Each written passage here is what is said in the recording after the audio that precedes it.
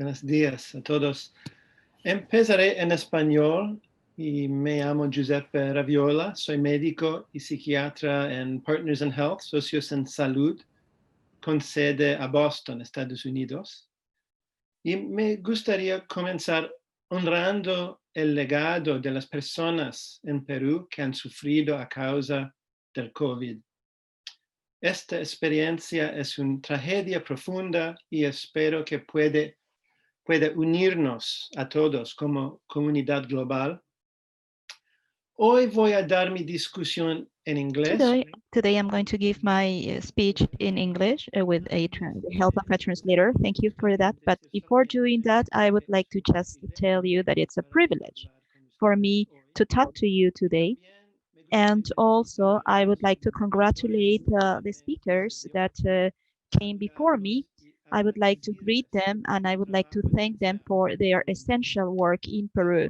The opportunity of serving people in moments like this as well is our privilege. So I'm going to speak in English. Siguiente, por favor.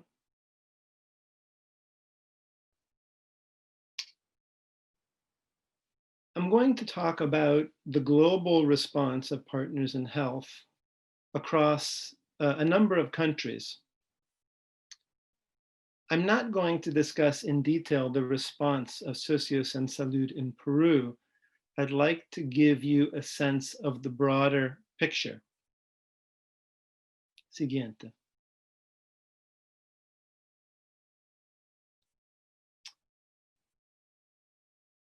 I'm going to talk a bit about this idea of mental health care delivery.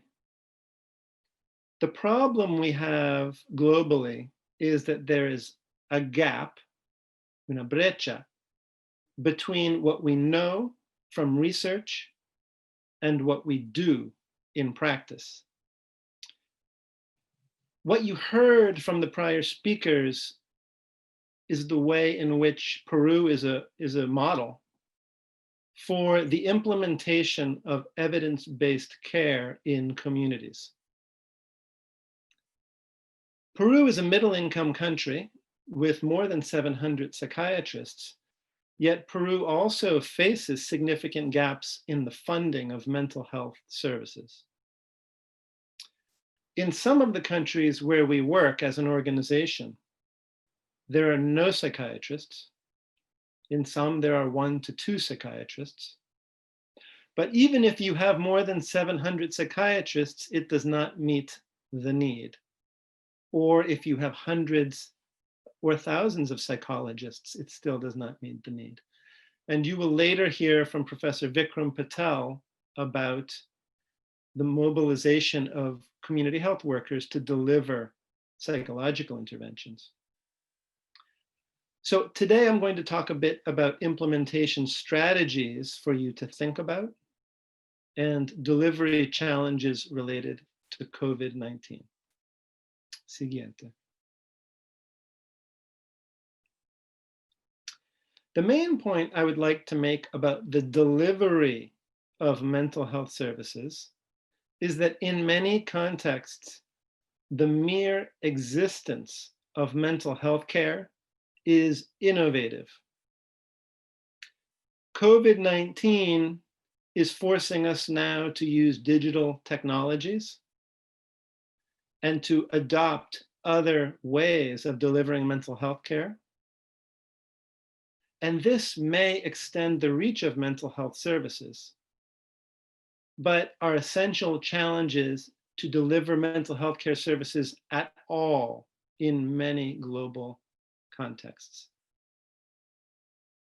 Siguiente.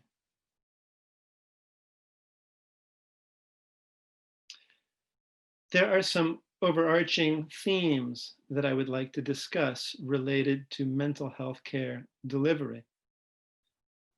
Research is showing good evidence that all kinds of interventions can be delivered under difficult circumstances. But part of the challenge is developing platforms to deliver those services, integrated platforms. So for example, the government of Peru has committed to strengthening mental health services at district hospitals. The government of Peru has committed to developing community mental health centers, which you heard about earlier. And the government of Peru is committed to community-based, home-based care. And the government has also committed to partnerships with different organizations to strengthen these kinds of services and to also try different approaches. So this is very innovative and important. COVID-19 has now presented all new challenges that we are all trying to address. Siguiente. I am a child psychiatrist, and I'm going to mention a little bit about some of the challenges for families related to mental health in the context of COVID. We have community-related risks, including disruption of schooling, medical care, mental health services, limited leisure time, activities for children and families, limited contact with peers, and the stigmatization of infected children and families. Siguiente. Within families, family life has been reorganized and connections have been disrupted. Stress relates to quarantine, social distancing, and illness.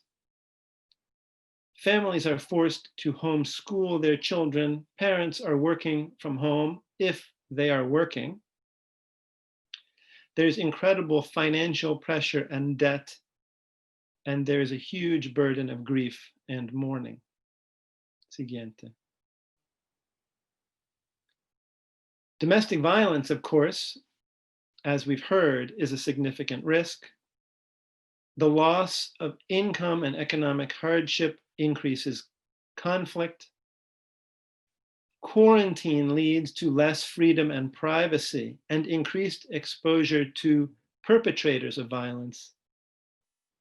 And the stress can lead to increasing controlling behaviors by perpetrators, and substance abuse makes the situation worse.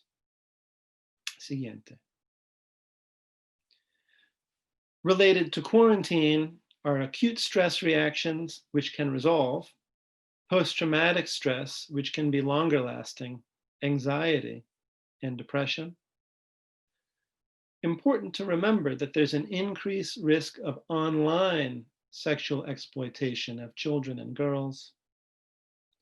And then there is a significant risk of psychiatric disorder directly related to the infection itself, which seems to be affecting the brain in significant ways.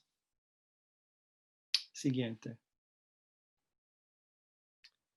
Particularly high-risk children, not surprisingly, include those in families in economic crisis, poorer families with lower socioeconomic status, with less parental support for homeschooling and leisure activities, children and adolescents with chronic disorders and pre-existing mental health problems, and children with adverse events before COVID began.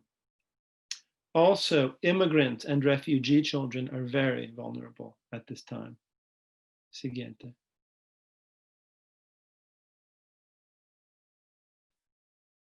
Siguiente, por favor.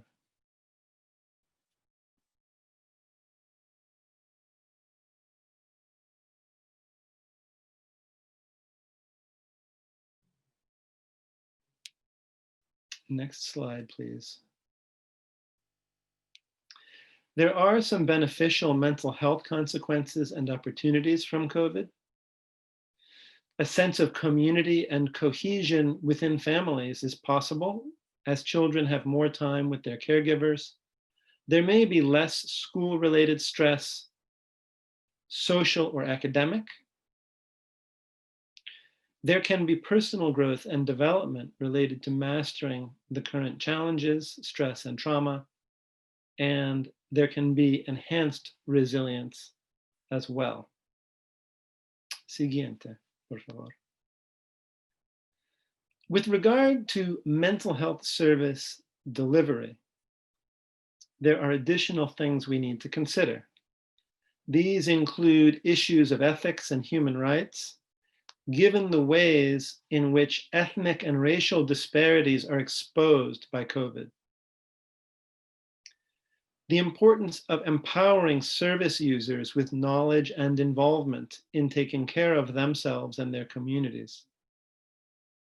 Enhancing screening and community monitoring, promoting remote therapies, and encouraging collaborative care, teamwork, and problem solving across sectors and across clinics, community systems, and teams. Siguiente. As you can see here, mental illness is the least funded area of development assistance for health globally. Siguiente.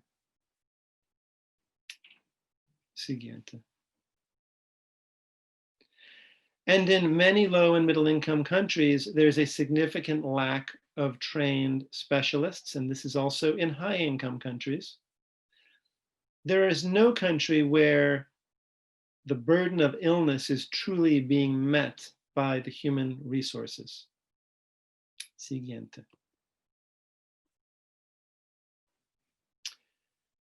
This is the service delivery pyramid of the World Health Organization, and it describes the relative importance of each piece of the system of care. You can see the top half of the pyramid describes formal mental health services. The bottom of the pyramid describes informal mental health services.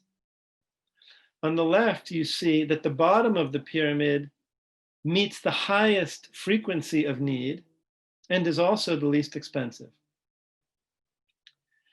And governments are moving from the top of the pyramid to the bottom of the pyramid. And in Peru, for example, we see a remarkable transformation of the mental health system as long stay facilities and general hospital psychiatric services are strengthened along with primary care, and there is a greater emphasis on informal community care and self-care. And this is ideally what we would like to see, the greatest emphasis on the bottom of the pyramid. Siguiente.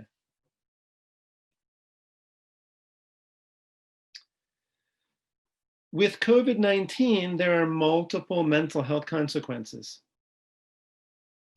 On the left, you see a green wave, the first wave of immediate mortality from COVID. You see the second wave in light blue, the impact of resource restriction on urgent non-COVID conditions. People are afraid to go to the hospital when they have a medical problem.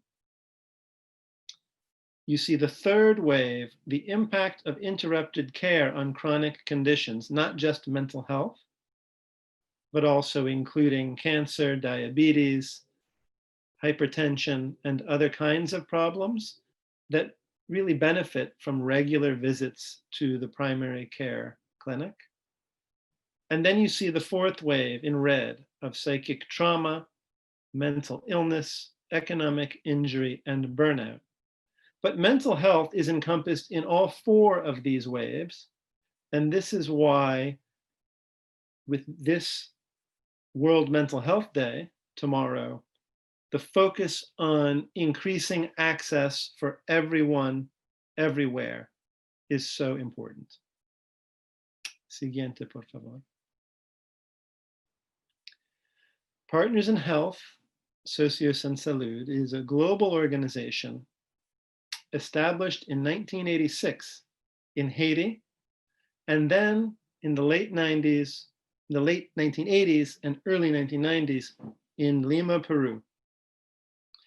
Originally, Partners in Health focused on community-based approaches to caring for very vulnerable people living with multi-drug resistant tuberculosis in Peru, and HIV and multi-drug resistant tuberculosis in Haiti, and innovating community-based approaches to strengthen primary care and health systems.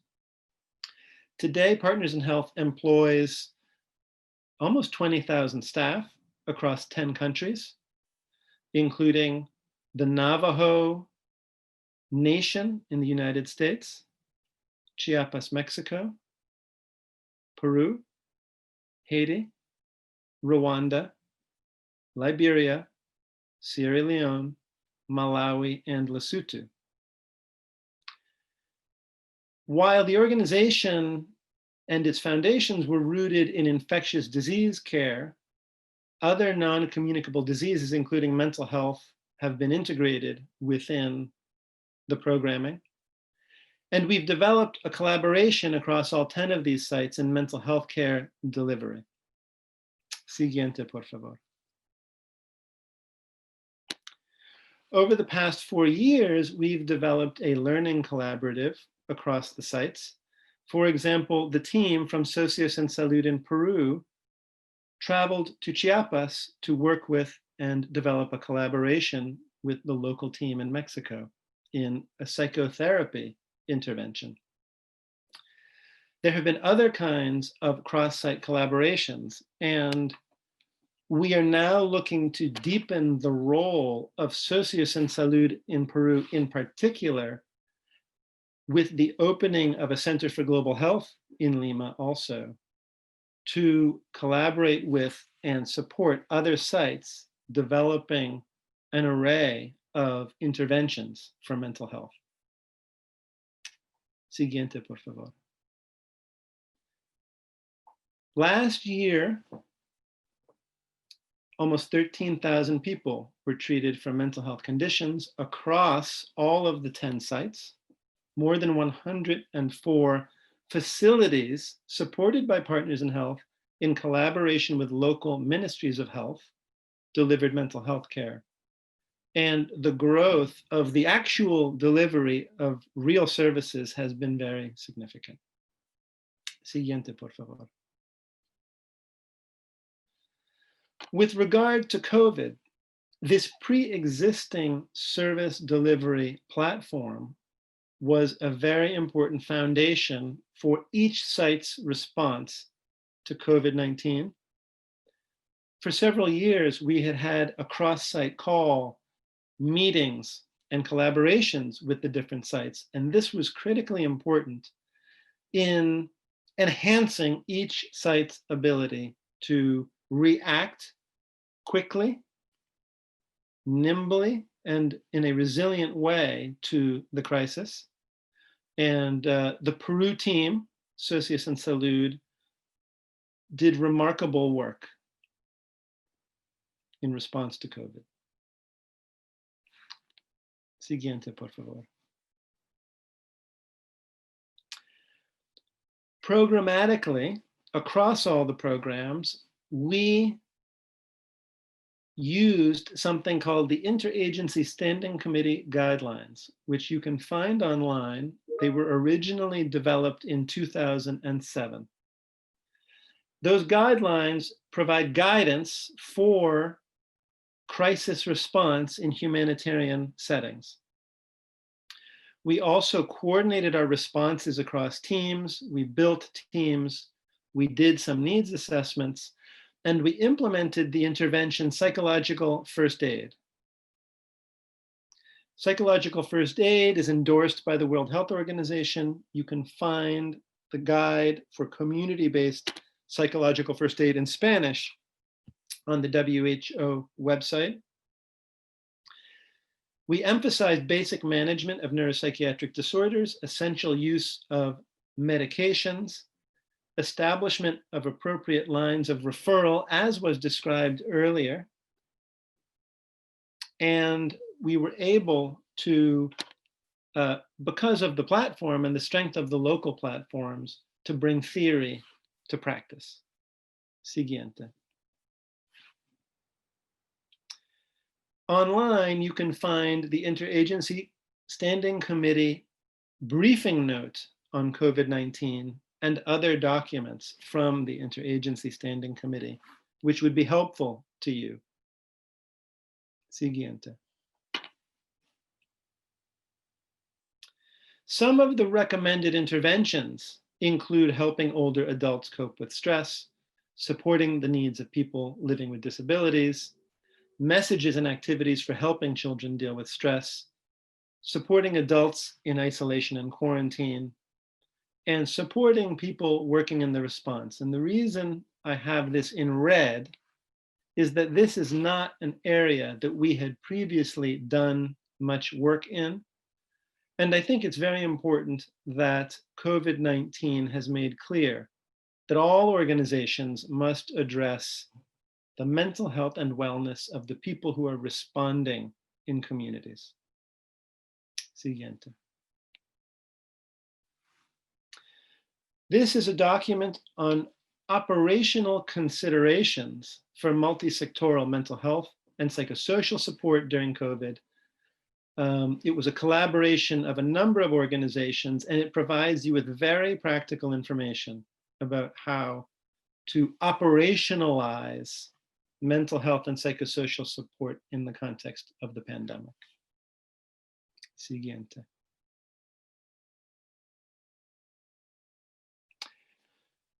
Specifically, immediate, regular, and clear communication channels across all of our teams and clinical teams was profoundly helpful through video and teleconferencing. Also described earlier in the Lima Norte network. Ours was a different version, a global version of that kind of communication. And we sought to align our mental health strategy with our overarching organizational response. Siguiente.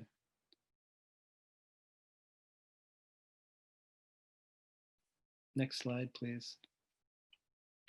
And there were other essential ongoing activities: community and facility-based crisis management and referral pathways, psychoeducation and basic psychological support, including psychological first aid, as I mentioned, medication management, case management of the most vulnerable service users, continuing psychotherapy for those with significant functional impairments, regular clinical supervision and support of non-specialist providers, and this is very difficult, sustained supervision of psychotherapy. Sustained supervision of psychotherapy is so important. And then food support for the most vulnerable service users. Siguiente. There were other COVID-specific adaptations that were made to existing services. For example, minimizing the time spent by patients at healthcare facilities, increasing the duration between visits, especially for stable patients, providing multiple months of medications, if possible, establishing home delivery medications, mechanisms for medications, if possible, spreading out waiting area seating, moving waiting areas outside, and replacing in-person visits with telephone or video visits, if possible. Siguiente. The different PIH sites also engaged in proactive outreach to populations, to active mental health service users, vulnerable population groups. Through the Bienestar program, Socios and Salud, in collaboration with other partners, developed a mental health chatbot, a cell phone-based technology for outreach and linking people to care, which is very innovative. Siguiente, por favor. And what we have found, looking at all of the PIH sites, has been a remarkable challenge faced by staff due to increased workload, fear of contagion for themselves and their families, working with new and frequently changing protocols, and lack of personal protective equipment, caring for patients who are sick and deteriorating, and for colleagues who have fallen ill. We are actively developing a staff mental health and wellness program to support these needs. Siguiente, por favor. I would like to refer you to a paper. You can see very small letters at the bottom with the citation, Mental Health Care for Medical Staff and Affiliated Healthcare Workers During the COVID-19 Pandemic. It is a good summary of the ways in which organizations can provide support to healthcare providers in the pandemic.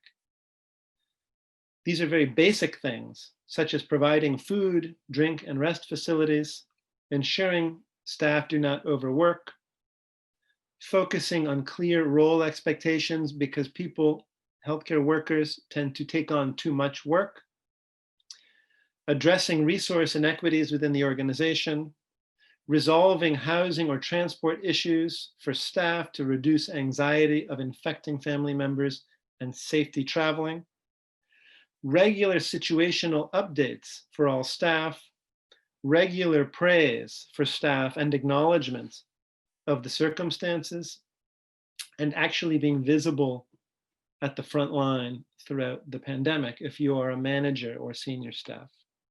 Siguiente.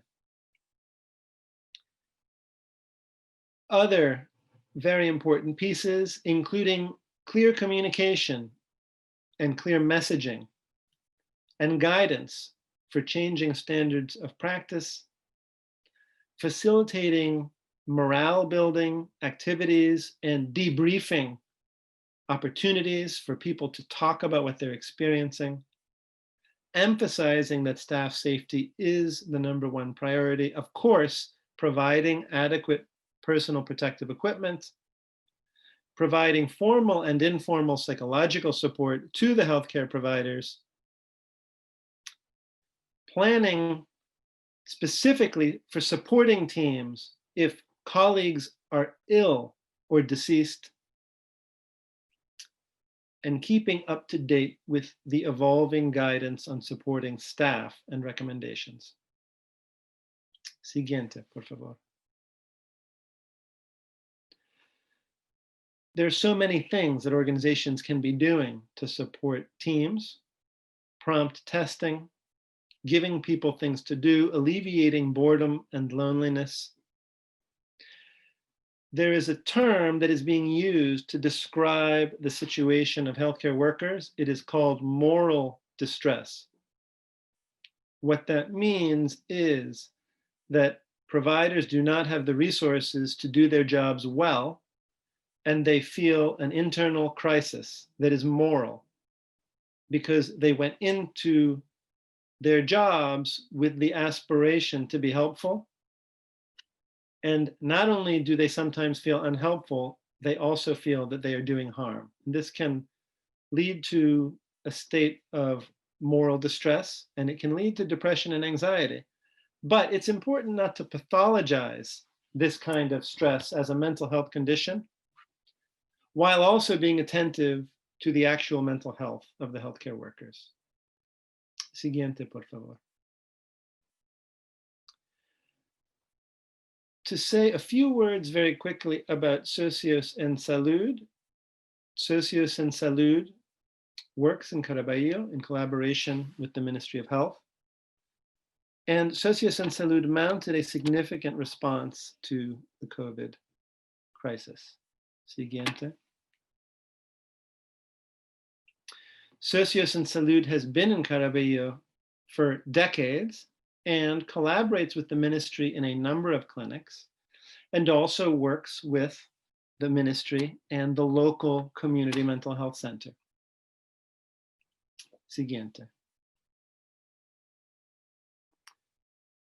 Over the past 5 years, following on years of work in providing psychosocial support for people affected by multi-drug resistant tuberculosis, the team at Socios en Salud, led by Carmen Contreras, has developed a very diverse mental health program with different interventions and platforms for people living with tuberculosis, maternal and child health, chronic mental illness, and community mental health for people living with severe mental disorders.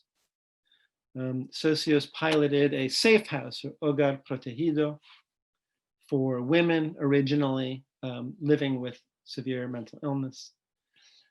Siguiente.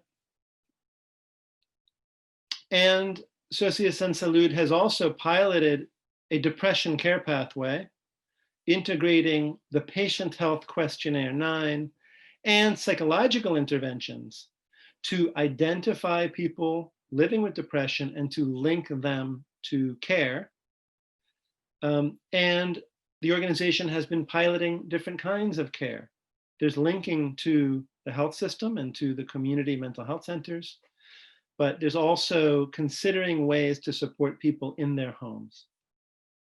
Siguiente. Jerome Gallia will speak later today about Problem Management Plus and other psychological interventions, but Problem Management Plus is one example. It is a psychological care package comprised of 5 sessions that uses cognitive behavioral therapy, is delivered by non-specialists, and is effective. And it is endorsed by the World Health Organization, and you can find the guides online in Spanish, I believe, although I think we translated into Spanish. Jerome will clarify. Siguiente, por favor. With COVID, I would just like to commend the response of Socios in supporting the community and the people that Socios has worked with. Siguiente. Very interestingly, after years of developing this cross-site platform across 10 countries, and with COVID's arrival and the piloting of supportive interventions for people living at all of the PIH sites using psychological first aid, separately, Partners in Health, Socios en Salud, signed a contract with the Commonwealth of Massachusetts, which is one of the 50 states in the United States.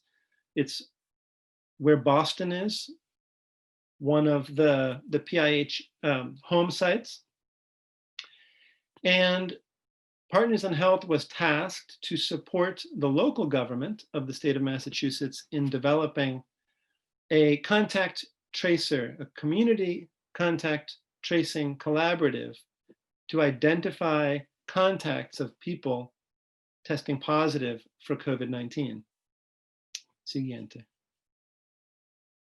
And this was a very interesting opportunity to translate the global experience to a high-income country with, as you may read in the news, very little experience in contact tracing and challenges in meeting the public health needs of people living with COVID-19, which of course has been quite surprising and shocking, but understandable.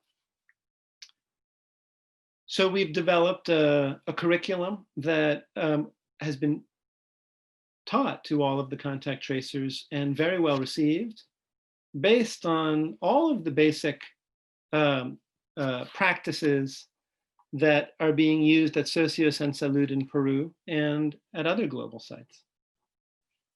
Siguiente, por favor.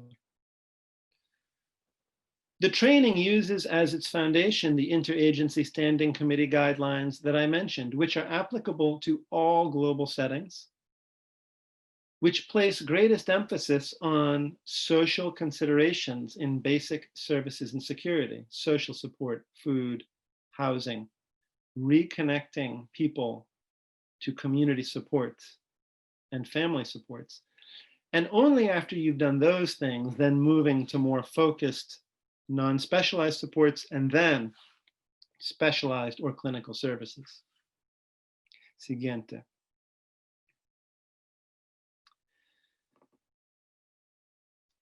Any training on the mental health of COVID has to address how the body reacts differently to short and long-term stress.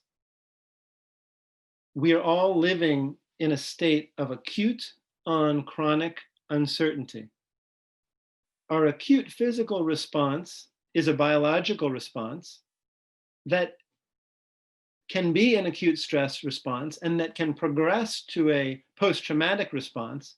But most people recover from these acute physiological stress responses because humans are resilient. However, the chronic uncertainty of this situation makes us all vulnerable to chronic stress when stress hormones, cortisol, and other biological systems are highly activated all the time. And we know from science that that high level of physiological activation does damage to the body in many ways.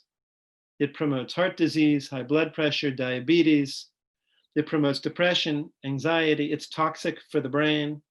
It even affects bone density and growth. So it's very important that all of us feel comfortable with the language of acute and chronic stress in how we talk with people about stress management. Siguiente. With regard to psychological first aid, we think about looking, listening, and linking. Everybody can be taught how to identify problems related to emotions and mental health, how to listen actively, and then the key piece is linking to services, which was very well described in the prior presentation. Siguiente. Psychological first aid provides a basic framework of active listening. And what's wonderful about this is that you do not need to be a mental health professional to use active listening skills. All of us can learn them, and mental health professionals can teach community members and non-professionals active listening skills. And the psychological first aid curriculum is very helpful for that. Siguiente. And then helping people with grief is an essential aspect, of course, of managing the situation with COVID-19. Siguiente. And helping people to think about self-care. I work at a hospital in Boston called Massachusetts General Hospital. In Massachusetts, we linked people to local resources that you can find online related to wellness and self-care. Siguiente.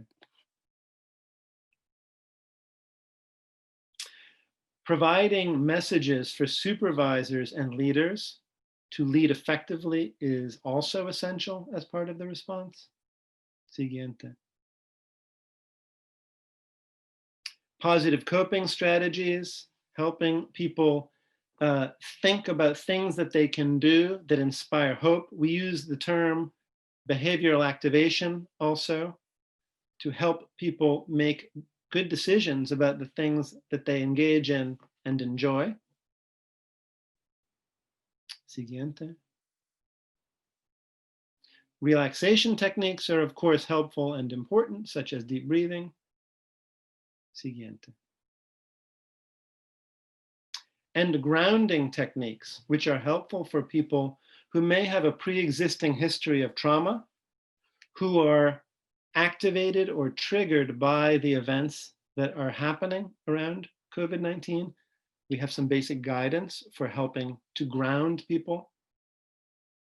Siguiente. But that's it. You can go back. So what I've tried to do is give you a summary of the Partners in Health global activities. Socios and Salud in Peru has been a model for all of the PIH sites in being rapid, effective, evidence-based, and grounded in the community while collaborating effectively with local organizations and government. I've tried to give you some sense of the mental health problems associated with the COVID situation and some of the ways that we've been dealing with them. And you'll hear next from Professor Vikram Patel, and you'll also hear from Jerome Gallia, who will dive deeper into some of these topics as well. So thank you. And I'm very happy to take questions.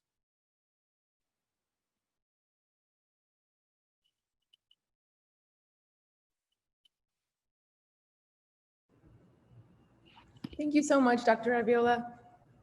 You have about another 17 minutes to take questions before Dr. Patel's presentation. Great. Does anyone have any questions for Dr. Raviola? Please.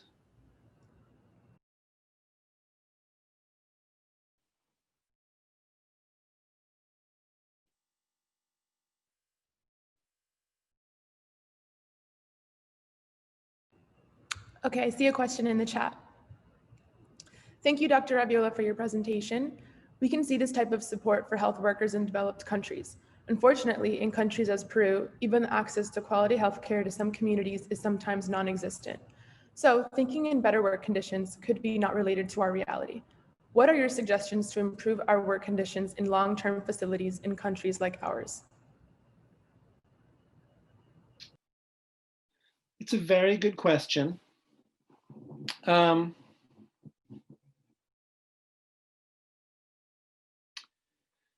You know, we think about health services. I think that pyramid that I described was helpful, thinking about specialized services. And there are a number of kinds of specialized services. There's the district hospital level services. There's primary care-based services. And then there's community-based services. And then there's also the public health infrastructure of the country. And with regard to district hospital level services, there are also specialist services such as national psychiatric hospitals. And you know, when we talk about universal health coverage, which is a term that is being used a lot these days, what we're talking about is finding the most effective way to provide everybody with access to a basic package of services. And that basic package can include pieces in each of these different levels of the health system. With regard to mental health, on the one hand, so much research has been done on the effectiveness of community-based care for mental disorders. But I think it's important to remember that a lot of that work has been done on psychological interventions for common mental disorders such as depression and anxiety and trauma. Not a lot of that work has been done in the care of psychotic illness such as schizophrenia or severe bipolar disorder, but there are organizations globally filling gaps, but also doing real community-based care. And even in Caraballo, we see efforts are underway to plug gaps. I think it's difficult to get around the need to adequately fund health systems. So for example, in mental health, the total burden of illness from mental disorders is somewhere between 15 and 17% of the pie. But in many countries, ministries of health tend to spend anywhere from less than 1% to 1 to 2% of their budgets on mental health. It's very difficult to meet the need without the proper funding. So with this being World Mental Health Day 2020, focused on access for everyone, everywhere, investing in mental health, investments need to be made. And now with COVID, greater investments need to be made. With regard to the question regarding working conditions, you know, this is an important piece in terms of what healthcare providers can do to advocate for for improving their working conditions. There was a former Surgeon General of the United States, Julius Richmond, and he proposed a three-pronged approach to improving health. science and knowledge, having a proper knowledge base, having a strategy, and having political will. So, for example, in mental health, we do have the knowledge at this point, we believe. We do have strategies. I've described some of these strategies. Professor Patel will describe some of these strategies. Dr. Kutipe described some of these strategies. But the political will piece is very important. And the mental health teams within ministries of health need to be empowered and be given the right budgets to be able to act on these strategies and this scientific knowledge to bring change. I hope I answered the question, Galo. Thank you. I see, yes, I see another, you direct me, sorry, Gabi. Oh, no worries, no worries. Well, we have one question from Dr. Lecca. What is the chatbot Bienestar? Dr. Lecca, I think you know the answer to this question. So what we're finding now is that digital technologies are a critical piece of potentially helping people access mental health services. But we also need human beings to deliver care, okay? We're not going to be able to deliver all of the care on a cell phone. So we need to continue to build actual services. We need to use, while we're sitting in this COVID situation, the telephone, digital phones, and Socios and Salud, based in Caraballo, developed a chatbot. And the chatbot is both in Spanish and Quechua language. And it essentially is a very attractive cell phone interface for people to learn about mental health, to have an initial screen for mental health problems, and to access services. So I describe psychological first aid as look, listen, and link as an essential crisis intervention strategy. And the chatbot basically embodies that in a technology. So that is a fantastic innovation, and really, very accessible to people. So you will hear more about it because I imagine that it will be expanded in other ways. And I refer you to the Socios and Salud team to learn more about it.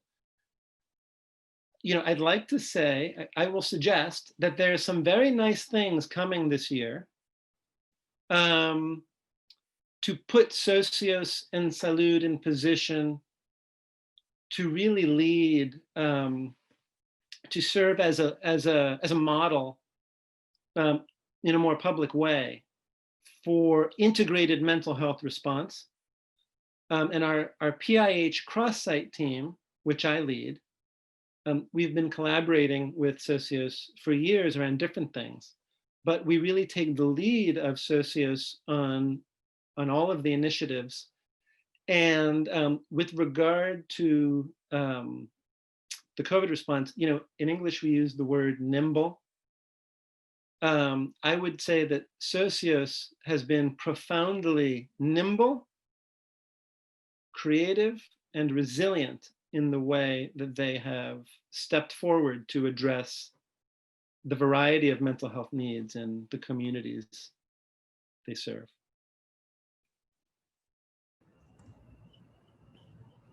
Thank you, Dr. Raviola. Yeah. Our next question is from Christian Alejandro Junco Jaimes. His question is, good morning, Mr. Raviola. My questions are, could you give us more tools to deal with stress, and how can stress evolve? Great question. Okay, from a mental health perspective, we think about mental health generally. We use the term biopsychosocial, biological, psychological, and social determinants inform our mental health. So biologically, how we process stress and become anxious or depressed can be mediated biologically through our genetics. Because sometimes, well, not sometimes, all the time, things pass down biologically through families. And different people intrinsically and naturally have a different way of processing stressful events.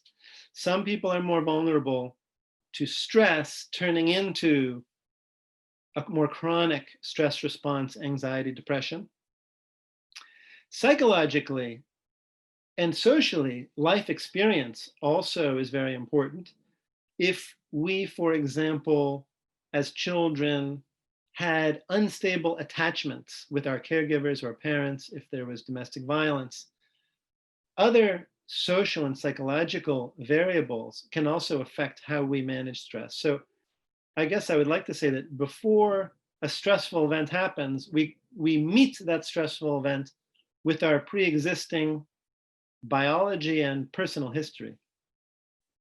And I say this because, for example, people who have a pre-existing history of trauma can be triggered by stressful events. And by triggered, I mean that so this is going to be a long word, their neuropsychoendocrine system. So we have our neurological system, which is our central nervous system, our brain, and our peripheral nervous system, which is the sympathetic and parasympathetic system. We have adrenaline, norepinephrine, we have hormones that are engaged in that.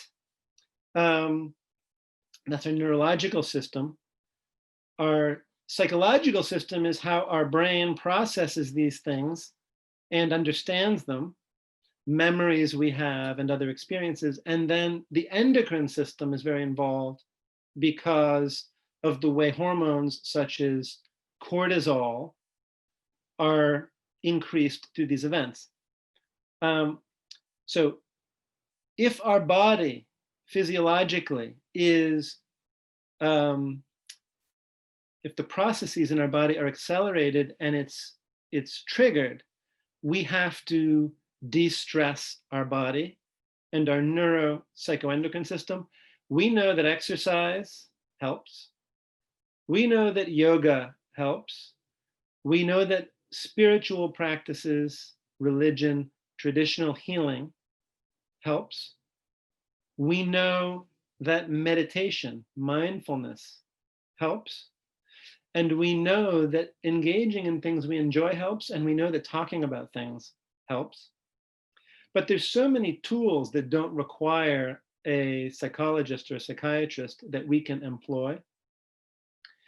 And the main trick is undoing our stress. So for example, I like to go in nature if I can and go outside. That helps me a lot. Exercise helps a lot. And we each have our different ways of doing things. And now, and Professor Patel may say more than that, there's a lot of work being done on digital technologies that can undo some of that stress. But I do think that COVID-19 really makes it very important for each of us to develop our own stress management strategies.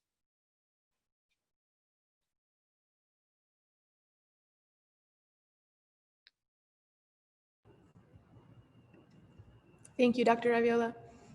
You're welcome. I think we have time for one more question. We have about 4 more minutes, and then if you don't mind, you can continue answering the questions in the chat. Please.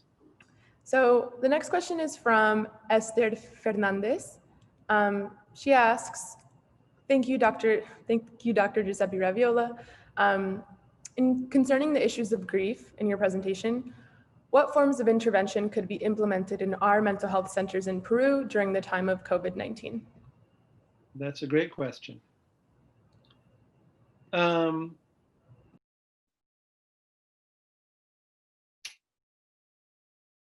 There's all kinds of guidance around grief. And so one thing I'd like to do is I'd like to separate the process of grief from the process of dealing with trauma. The key to both is identifying the value system that a particular person has and helping them to develop activities of mourning that are consistent with their own personal belief system. You know, what we know from studies in disaster psychiatry is that forcing people to talk about their grief is not a good idea. Because when people have developed support groups to deal with the trauma, and those groups sort of require people to talk about the experience, it can go very badly. So the scientific evidence says, don't force people to talk about anything they don't want to talk about. It's also important with grief to not pathologize it and immediately call the psychiatrist to come to the house. So identifying the person's belief system, linking them to the people they care about, having some resources to grieve, and helping people to problem solve around the specifics of COVID, which is that people cannot grieve as a group because of the risk of transmission. And in many cultures, this has been a huge problem, which requires creative solutions. And I have seen people very moved and effectively using Zoom to have grieving and mourning ceremonies. That is possible, but it requires to think outside the box a bit as well. I think some guidance, writing some guidance and providing ideas and a structure for people to think about mourning ceremonies and grieving and a process of grieving, which it isn't just one mourning event, it's a process that takes time, is really, really important. And then, of course, integrating the person's spiritual value system and finding ways to support that. You know, we talk about supporting basic needs, food, housing.